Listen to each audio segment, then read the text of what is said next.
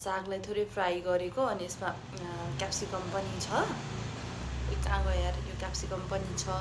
अलिअलि हल्का एउटा मात्र हालेको अनि यो भइहाल्यो अन्डा मलाई चाहिँ अहिले बेलुका बेलुका यस्तो फुडहरूको क्रेभिङ हुन्छ कि माम खान मन लाग्दैन बिहान मात्र हो माम खाने अनि लास्टमा मलाई के खानुपर्छ यस्तो खानुपर्छ यो दिस वान माई गॉड यार कस्तो मिठो भयो अघि नै चाखिसकेँ कस्तो मिठो बास्ना आएको यार त्यो तातो पानी त त्यो तातो पानी फर्स्टमा खाइदिइहालौँ है यस्तै खान मन लाग्छ त के गरौँ म के गरौँ यो चम्चाले नै खान्छ सेलाइसक्यो यार कस्तो मिठो हुन्छ कि मलाई यस्तो कुराहरू अहिले चिसो भइसक्यो जाडो छ नि त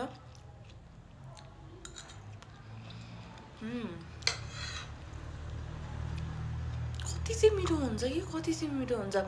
कुनै टाइममा मलाई होइन क्याप्सिकम मनै पर्थेन कि मनै कस्तो फास्स गनाइहाल्थ्यो क्या तर अहिले काँचै नै खाइदिन्छु म काँचै पनि खान्छु कि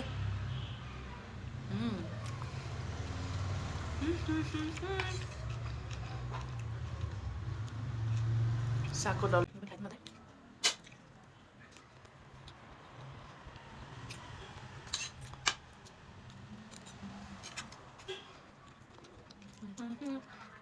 very tasty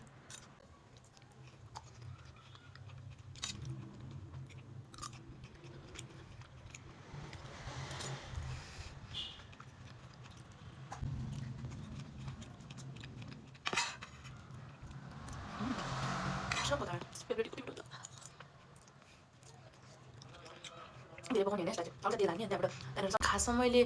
यो सागलाई र यसलाई चाहिँ सँगै बनाउँछु भनेर सोचेको थिइनँ यो चाहिँ मैले हल्का मात्र बनाएर अनि मायोनिजसँग खान्छु भनेर सोचिरहेको थिएँ तर एकैचोटि अब कस्तो च्याउ लाग्यो कि दुईचोटि बनाउनु अनि एकैचोटि बनाएको मैले चाहिँ